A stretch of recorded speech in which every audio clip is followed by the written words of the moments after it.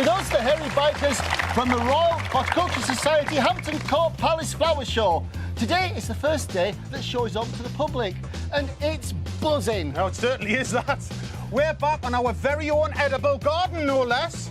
It's not bad, is it? It's not bad. For more foodie fun in the sun, it's going to be great. Coming up today, Kingy's hero, soulful singing sensation Gregory Porter joins us. And he can help us with the cooking too. Yes! Because he used to be a chef! Oh, we've got it all going on today, guys. And I go behind the scenes of a stunning show garden designed with children in mind, which is a good thing, really, because I'm just a bit kid at heart. And Dave and I will be cooking some of delicious stuff from that garden. It's going to be epic. Michelin-starred chef Tommy Banks shows us around his very impressive kitchen garden. It's more of a farm, really, up in North Yorkshire. And we'll be making a delicious dish with Tommy's inspiration. Now, Dave met another food supplier here at the show. Peter Sikora is with us, and he grows pretty much every herb you can think of under the sun. And he's got some top tips for us all for growing them. Yeah, plus two fellow bearded food fans are here to show us how to make the finest Italian pizza in our pizza oven with bags of Peter's basil and some of this fresh veg from our planters. But before we do anything else, we have to introduce our special guest today, because if Si doesn't chat to him soon, he might just implode. Oh, dude. Mr. Gregory Porter! Well done, man. Hey, Gregory. Thank you so much. Oh, Thank you. Man. Well, we're gonna have a little bit longer chat later on. Okay. But I am in the presence of wonderfulness. Do you know, we have to tell you a story. Si was 50 not long ago, and for his 50th birthday, he flew out to Toulouse to see you with his family, and he could only get tickets way at the back. So that Viking at the back was going, Gregory! It was him. But I think we need to get this out of the way, Kingy. Some tunes. Listen to this. Sitting on the top of the roof, the bridge is all mine, steam engines roll by. So this is what this dude does. Now, does that not move your soul? Come on. Yeah. Do you know what, man? It's what's it like? Because jazz isn't normally like a genre that is popularist, is it? Yeah. But the Liquid Spirit album that you brought out is the most downloaded jazz album ever. Yeah. Man, that must feel great after a lifetime of trying to get there. Right. It's pretty amazing. And the most thing that I'm proud about is these are all things that I want to say. I want to say there will be no love dying here for me. I want to say, you know, don't lose your steam. I want to say, you know, I want to say these things that inspire people. And so if you sell, you know, a couple of million records by saying something positive, that feels good to me. Well, but Gregory, I mean, you cook from the heart, as well as singing from the heart, don't you? Yeah, absolutely. I was supposed to have 15 people at my house for Christmas this year, and I had 120 people, and they were like, "Oh God, what are you gonna do?" I was like, "I'm gonna go to the store, I'm gonna get some proteins, and I'm gonna whack this food out, and it's gonna get done." And we fed everybody, 120 people. Well, yeah, and I didn't let anybody in the kitchen when I'm cooking. Well, we're going to be back with Gregory soon. But now, it's time to find out more about our aquaponics with our mate, Neil Witchlaw. Now, this is great. You've got to see this. Hello, Neil. How are you? Very well, good Neil. day. How are you doing? Good to see you, man. Good to see you Good too. to see you. Now, Neil, is this a greenhouse or an aquarium? It's very much about being a self-cleaning aquarium, basically, where the fish feed the plants and the plants clean the water for the fish. So we constantly get to cycle the nutrients and we don't waste any water. So basically, the waste from the fish, it fertilises the plants perfectly naturally. The plants prosper.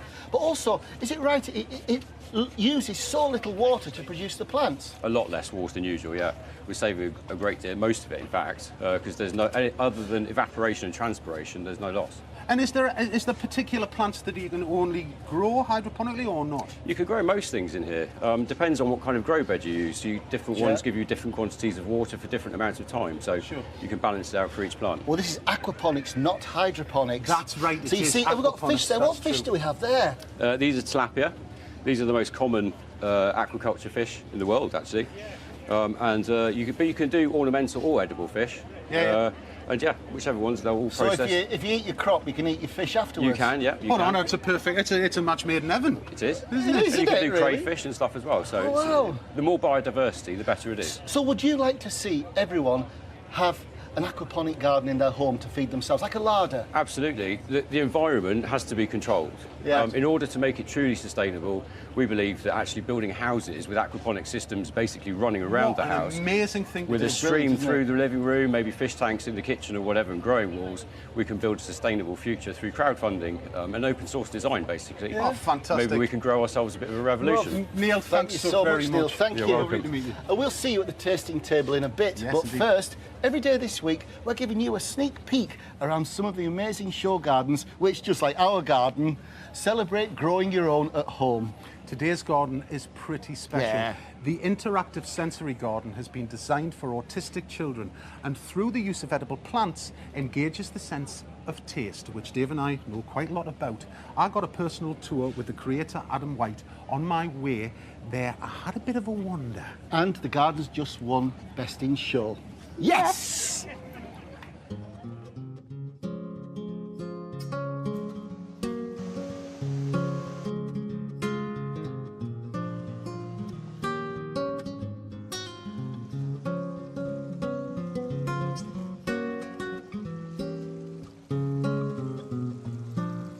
This is impressive. It's huge. It is 500 metres squared. What edibles do you have? So we've got apple, pears, wild strawberries. We've got walnuts, hazelnuts. And what was your inspiration? We've been working with children who've got autism and other disabilities. And what we want children to do is put their computer pads down and get outside. It's, you know, maybe what we did when we were growing up as children. For sure. We were working with a clinical psychologist looking at the ASD condition. The garden has got a variety of things to stimulate the senses. Taste, touch, smell, but it's a case of exploring and finding them. Building dams, climbing in tree houses, building dens. That's what we're showing. The great outdoors can be on your doorstep. Well, my daughter suffers from anxiety, but I noticed when she's here, it seems to have disappeared. She sat here and she chilled. Yeah. Why does it feel nice and relaxed? Relax, okay. Oh, she loves this garden. My children have the sensitivity in the hands, started feeling it and then tossing it in the air. It's really designed to get the feelings of their sensitivity. As soon as I walked into the garden, I've got sound of running water, I've got smells. All we wanted was a clear stream flowing through, that the little kids can make little boats out of the leaves and float them down and experience the feeling of being in a woodland edge. Right, come on, let's have a look.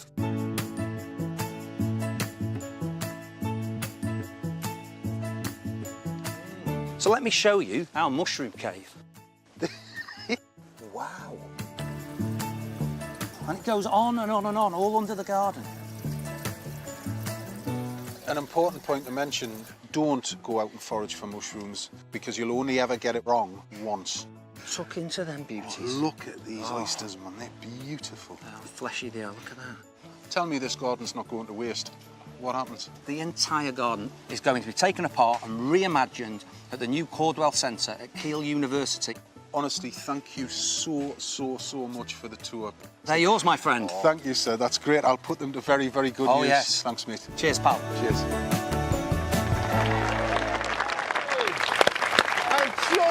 Just stunning, Adam, and Adam in the garden has just won the Best in Show. And Adam's here. Look, go on, show us that, man. Hey!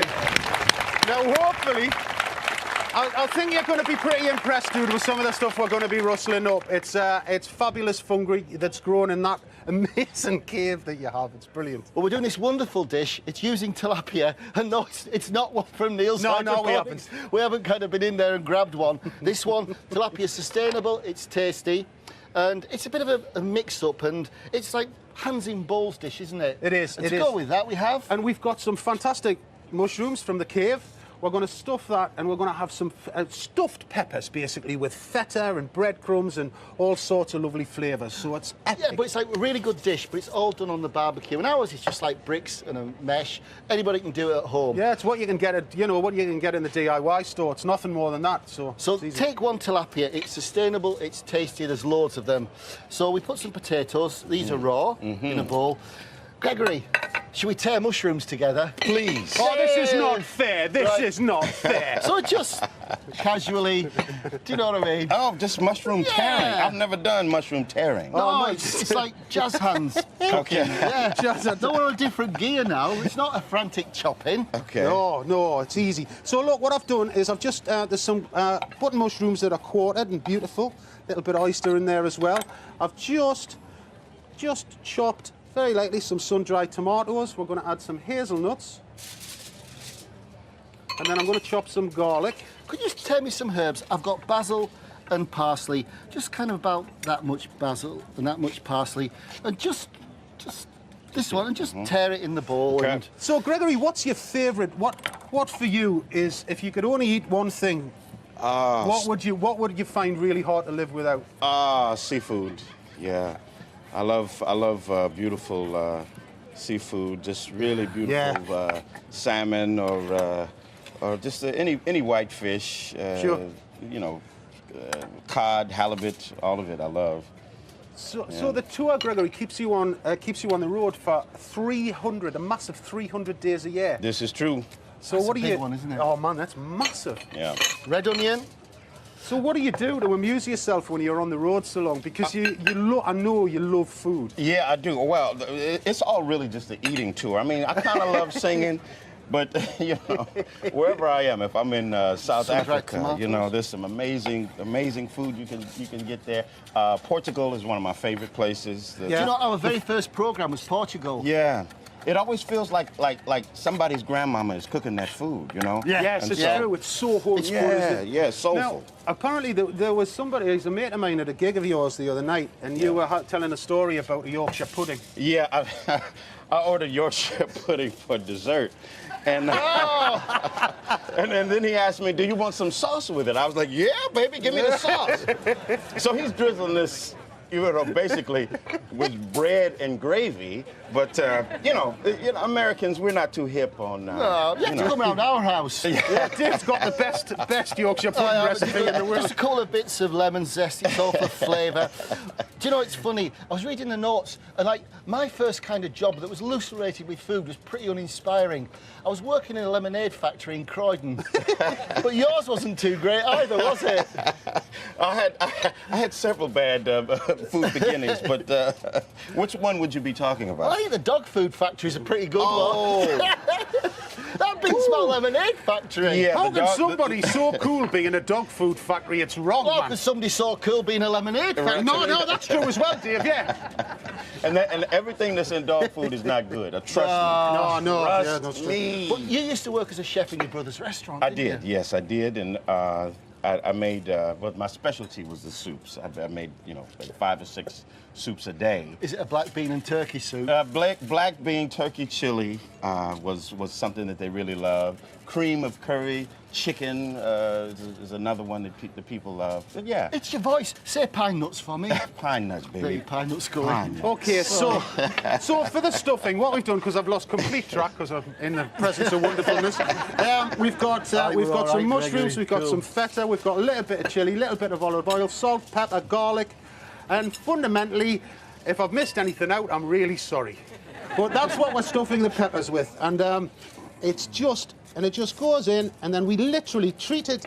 The barbecue is a heat source. It's as simple as that. Yeah. And we just put it on the barbecue like this. Cool, thank you. But you see, all the recipes are on the website if you want to cook it. So just put that bed of wonderful veggies. Now, at home, I will put this in a tray in the oven with the fish on the top. I take a handful of this and stuff it in the fish. Oh, look at that. Beautiful. Oh, man, that's lovely, We dude. take the lemon, half it, bish bosh, like so. And we make kind of like a boat. It's a little boat of culinary love. It's like on papillote, you know, the French technique. We just pop that onto the fire. There we go, man.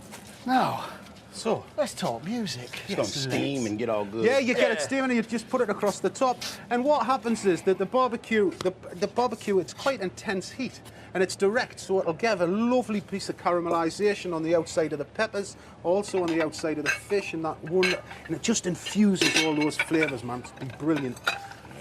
Right. Right, Let's we're have going a to clear look. it down. What's going on, dude?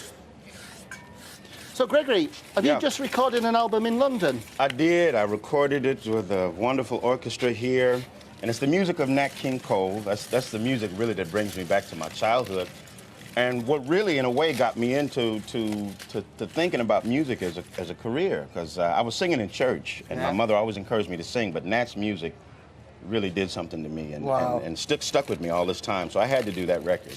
So it's the music of Nat King Cole.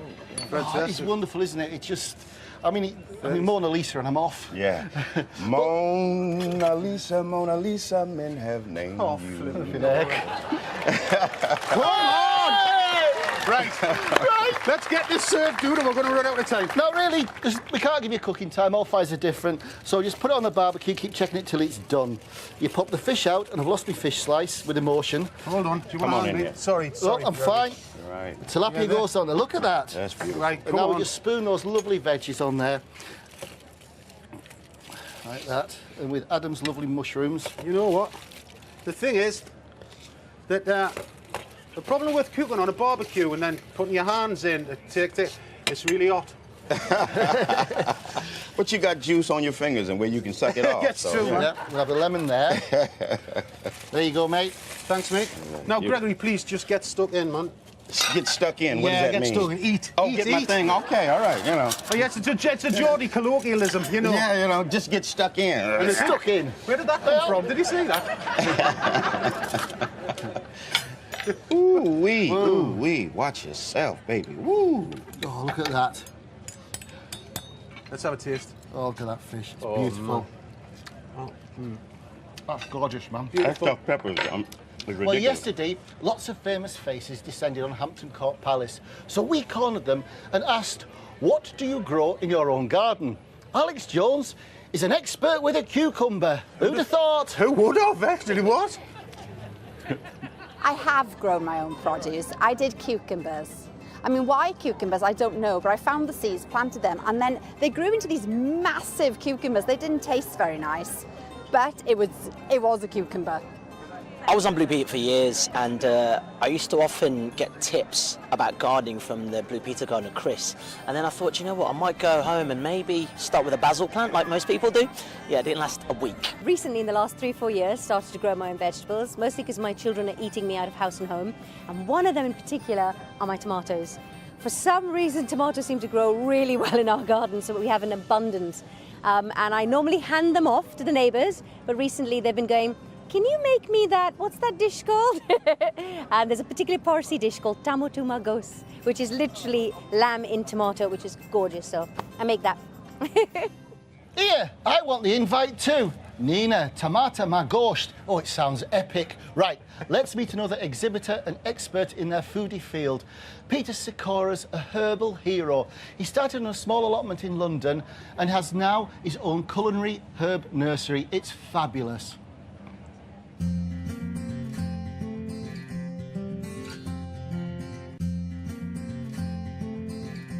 Do you know what? I've never seen so many herbs in one place. I think we've got about 180 varieties at the show this year. So have you always grown herbs? No, I used to be an administrator at the National Fingerprint Bureau at New Scotland Yard. I had an allotment near to where I lived in South London, and I just used to love growing my own veg. Yeah. I wanted to open up a nursery. Right. So someone advised me to focus on a particular variety, and I chose herbs. The business was born from there. Should we go and have a look? Yep, let's have a look. Fantastic. How easy is it to grow herbs? It is relatively easy. For example, coriander, it grows very quickly. You use the leaves, it starts to flower. You could probably cut the flower heads off, just to make the plant last a bit longer. Is growing herbs seasonal? Our season runs from March until September, so annual herbs have roughly that season. Right. Perennial herbs can go all year long. Rosemary, sage, oregano, thyme, they're evergreen perennials, and you can pick those all year round. So which herbs are your pride and joy? It's got to be French tarragon. It's really, really popular. You can't grow this plant from seed. It can only be grown from cuttings. Yeah. That's your béarnaise sauce, isn't it? Yeah. Wow, it's not just one basil. Crikey, it's a myriad. Yeah, we've got 10 different varieties at the show this year. This has got to be one of my favourite ones. It's Thai basil. Yeah. It has a really strong aniseed flavour. Oh, the lime basil. Am I all right to pick? Yeah, yeah, of course you can. Yeah, yourself. Yeah, the lime basil has, it's basil but with a touch of lime. It's really good with pulses, beans, chicken, fish, that kind of thing. Cinnamon basil. Cinnamon basil. Now this is one of my favourite basils. It really is a showstopper. It's completely herb-tastic. Now, we've got two fellas back in the kitchen. I know would die to get hold of some of your basil. Could I scrounge a couple? Yeah, of course you can. This is fantastic. Thank you. I'm going to be so popular when I go back. Brilliant. Thank you so much. Thank you. So, thanks, Peter. It's left to... Yeah, I've got completely confused there. Thanks, Peter. He's left the stall to come and see us, to see what we actually do with those beautiful herbs that you produce. And it's over to two fellow bearded cooks, Matteo and Salvatore. These Italian brothers are the talk of the town, not only in Italy, but now in London too. Welcome. Thank you. Ciao! Ciao! Thank you. Now, this is a masterclass in the secrets of really, truly great pizza. Oh, do you know them? It's all about the dough. Yeah, it's all about the dough. And the main thing in the pizza is the dough. So we use only madre yeast to make the pizza very digestible. So this is the mama? Yeah, give it my mama dough. We'll take your mama back, Salvatore. Take mama back. Salvatore, let's put these. Sure. Let's put these in the oven. Yeah, and I'll show you how to stretch a pizza. All right. Okay. So what's in the dough? What's in the mother dough, Matteo? In the mother dough just is only flour, starter. A bit sticky. Yeah, this is the son of the mother that we show. So starter, flour, type 1 flour. Yeah. And this whole wheat flour, salt and water. That's it. So really, it's a sourdough pizza. Yeah, and it means that we have this bacteria, lactobacteria, that ferment for 24 hours room temperature and make the pizza very digestible and easy to digest, very tasty. Pizza is just about my dream meal. I could But to be honest, for that. no, I'm a pizza hound. But I'm a big lad, but I do get blown up with pizza.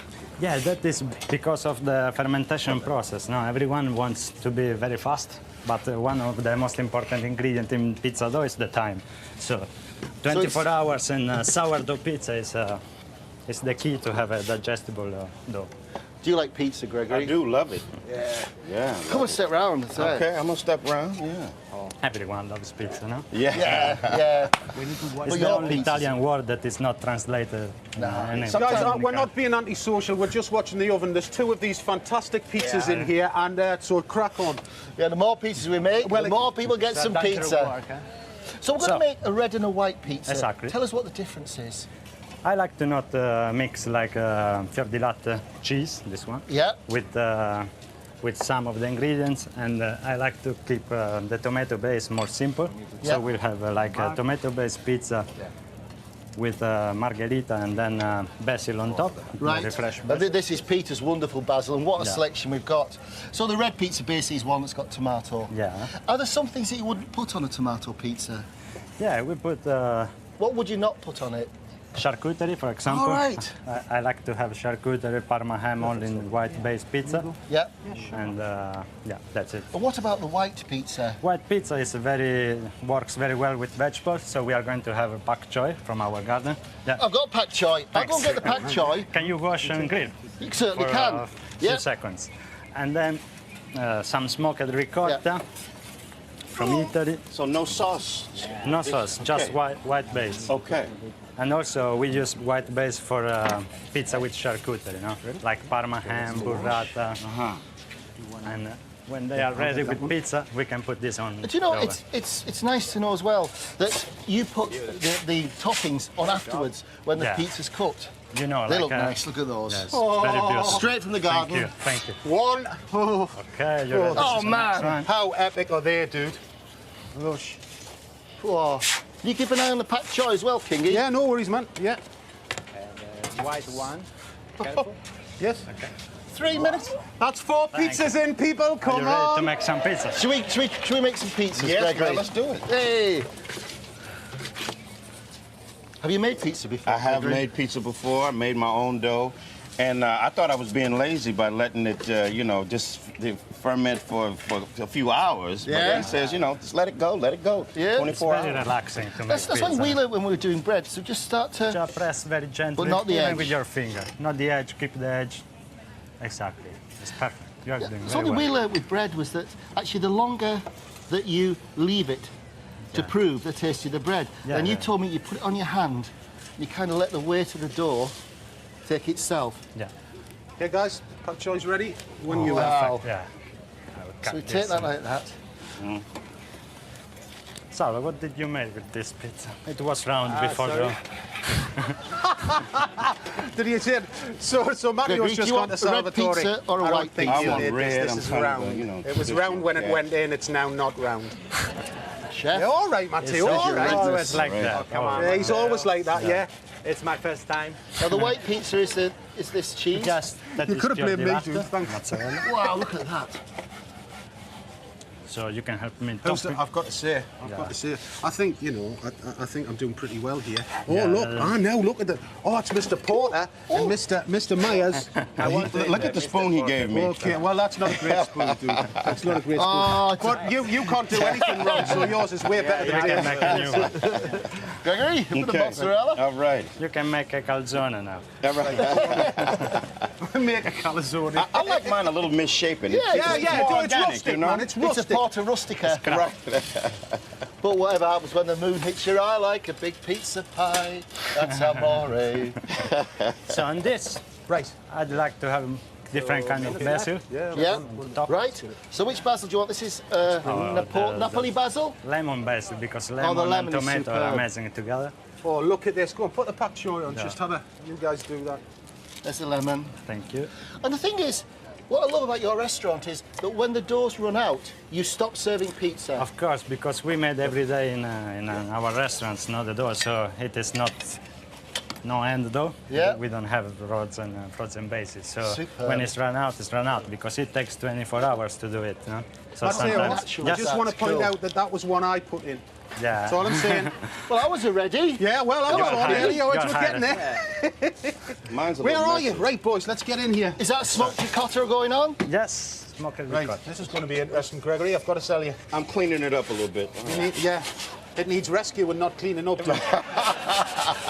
Save me, save me. I'm Papa. saving you. I'm saving you. No, it's Right, yeah. misshapen purposefully. Oh yeah, man. So, Matteo Salvatore. Sorry, Thank you. Salvatore and Si, can we leave you to make pizzas? Yes. You two? And let's have some. Let's go and eat pizza. All right, I'm coming your way. Go on, Gregory. Okay, baby. You go in the middle chair. Okay. Okay, man. Oh man, Not at all. Let's go. I'm on my way. Mr. King, you're throwing the weights. Thank you, sir. If you could carry on making us pizzas, that'd be brilliant. No, that'd be great, wouldn't it? Right. Right. Now, let's chow in. Go on, man. Eat. Bok choy looks quite beautiful.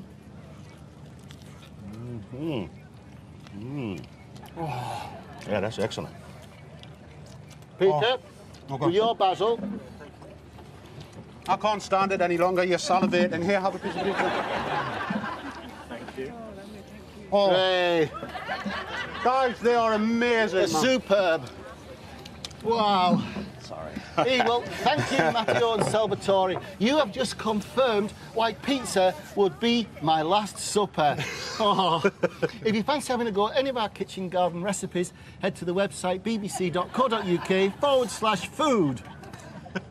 So, this is the big chat now, dude. You've got a bit of string going on. That's the real deal. So, right, let's talk about your new album. When does that come out? October. October time? Yeah, late October, early November. Yeah. It'll be ready for that Christmas purchase. Yeah. But you're on tour at the minute with the Take Me to the Alley Yeah, album, aren't you? Take Me to the Alley, and also I do music from all my other records as well. Sure, Water and all of Water and Liquid Spirit, Be Good. Yeah. Yeah. So, Gregory, at home, do you grow your own food? I do. I have tomatoes. Well, you know, really the breadbasket of the world, but definitely the United States is Central California. Is where I live. Sure. And so lots of beautiful things grow there. But I have tomatoes and herbs, collard greens I grow because I love collard That's greens. my mother. Superb. That's my mother there. A soul food, isn't it? Yeah, that Really and from the heart. it grows quite easy. I have a big garden. Not so much of it is edible because I'm not there so much to maintain and pick. That's Gregory Porter saying that he has a garden full of weeds. No. No, it's full of trees and like roses and, you know. But I have nasturtiums.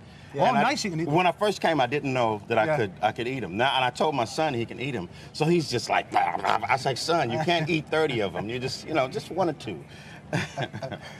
Well, man, it's absolutely amazing to have you here, and thank you very much because you make a lot of people very happy. Yeah. Thank you so much. Thank you. Yeah, appreciate it. Now, more and more chefs are growing their own.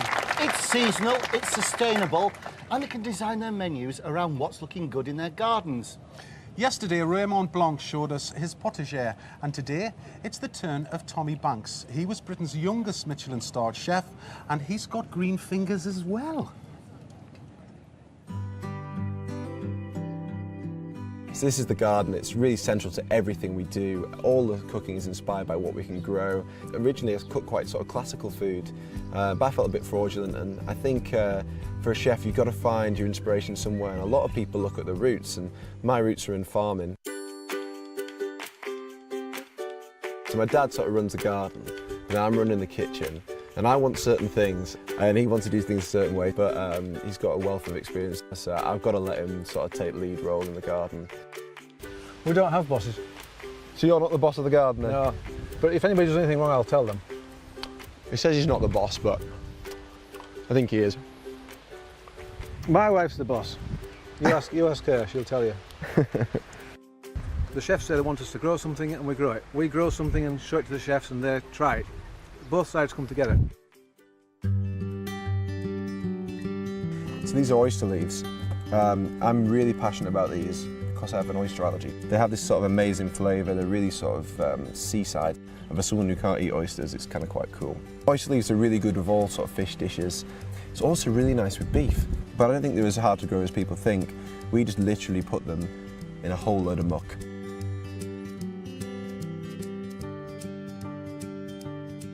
So we're just sowing some rhubarb for next year, actually.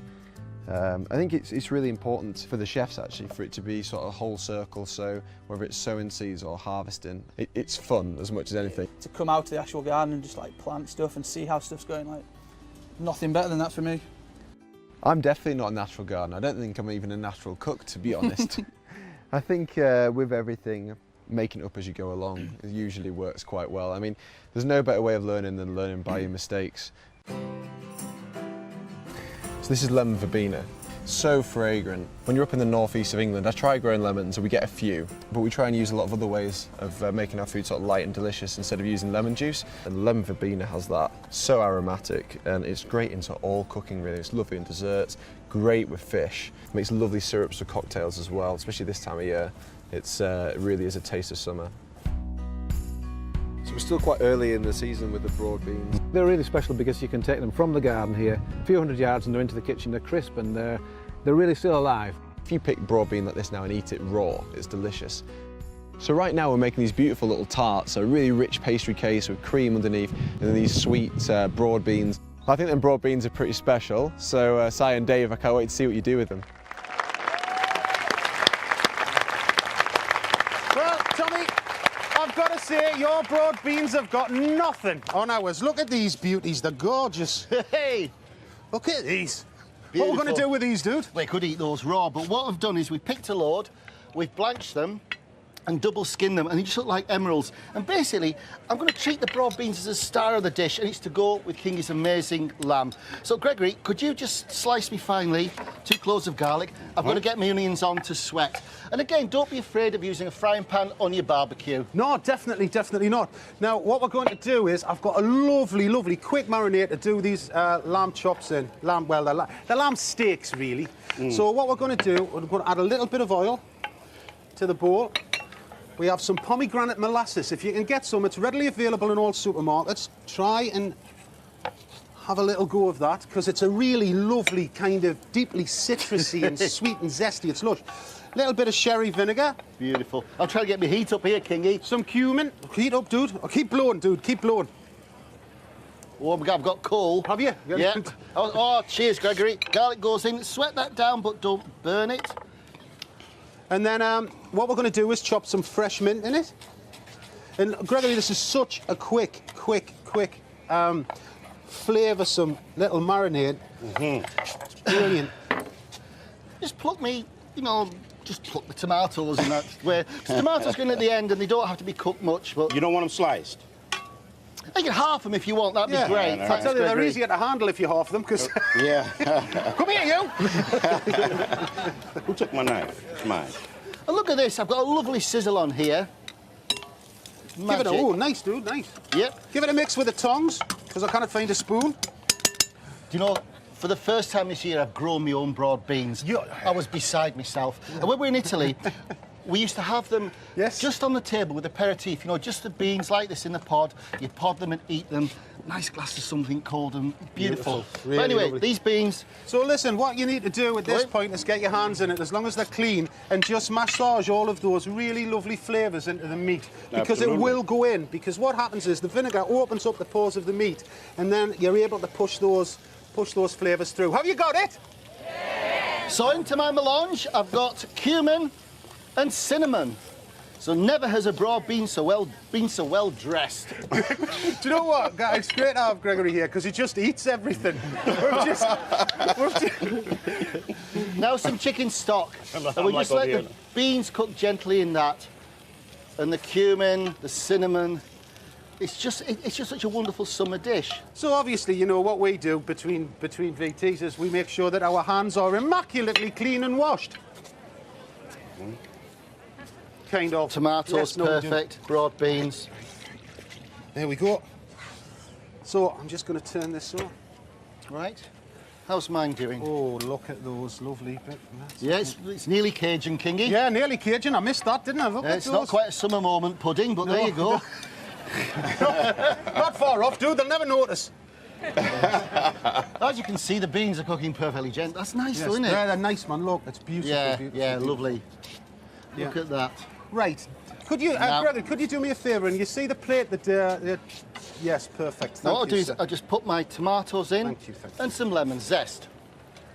Those are beautifully cooked. Now, what's important about cooking meat on the barbecue is that we've cooked those about 3 minutes per side.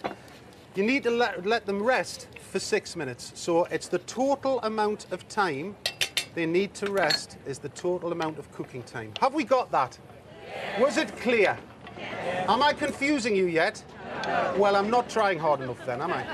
Well, that's cooking nicely. But Gregory, you and I have something in common. And that's, we both have wives from the East. Yeah. Mine's from Romania.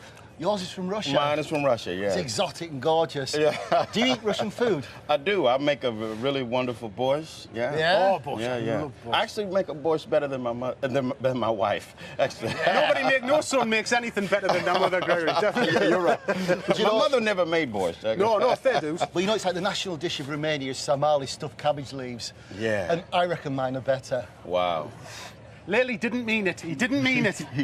I'll find out if she's been watching when I get the phone. Yeah, you're going to get in trouble, man. Yeah. And now just some flat leaf parsley goes stirred through the beans at the end. I'm quite liberal with that. I mean, the parsley itself, it's a veg, it's beautiful. Has Dave left some? Oh, he has. No, don't nick me pomegranate molasses. Balsamic? Oh, this is the molasses. Yeah, just... May no. Well, just put your little tiny finger in and just have a little taste. Hold on, I've got a triumph here. Wow. It's lovely, isn't it? It's great. It's like new age balsamic vinegar, isn't it? Yeah. Really lovely. I'm going there. Wow, that's good, wonderful. Isn't it? Yeah. It's really good. Oh, and look it really at those. is. Oh, they're nice, dude. The tomatoes are just yielding a little bit. Now we put the pomegranate molasses in. Look at that. Stir that through. And what's great about pomegranate molasses is that it just lifts it, so it lifts all those top notes of the flavours, and it's so good. So the acidity and the top tomatoes. Notes. He's gone all musical on well, us. I have, yeah. I'm with them with musical greatness, dude. No. So what, if you could pick the most favourite track that you've recorded, I know this is an impossible question for any recording artist, but I'm going to ask it anyway. for me. What's the favourite track that you love singing time after time after time? But No Love Dying, it's just very simple and very straightforward. Yeah. There's some doubt that's out about this love, but I won't let it be. There will be no love dying here for me. Woo! Hey! We need it in today's world, man. To the pub. We definitely we need need it love in today's world. We need the love for sure. But look, I just scatter the beans about, pretty random. And that's what food's about, the love. It's about love and care and application. And, you know, how can you eat food without love? Not possible. Not in my book, anyway. I think we've rested sufficiently. I think we've... Well, enough for TV, at least. Eh? Yeah, no, that's... Gregory? Sorry, I think you better stand here. I think, yes. Well, Gregory, happy 4th of July. Man, happy 4th of July. It ain't turkey and jello, and we've got no collarded greens, but it's our 4th of July for you. Oh, this is wonderful. Let me get a sharp Please, knife, yeah, man. get a short one. Oh, look at that. That's beautiful. Oh, no, that's nicely cooked, This eh? is beautiful. Let me get a little... I like a little lamb fat, too. I don't care what nobody says. Wow. Good, isn't it? Oh, that's tender. Oh, but try the beans. Try the beans, dude. Try the beans and get upset. I love me broad beans. I'll tell you what, Dave, your pottage at home is an amazing. Hey, boys, can I get in here? Hold on.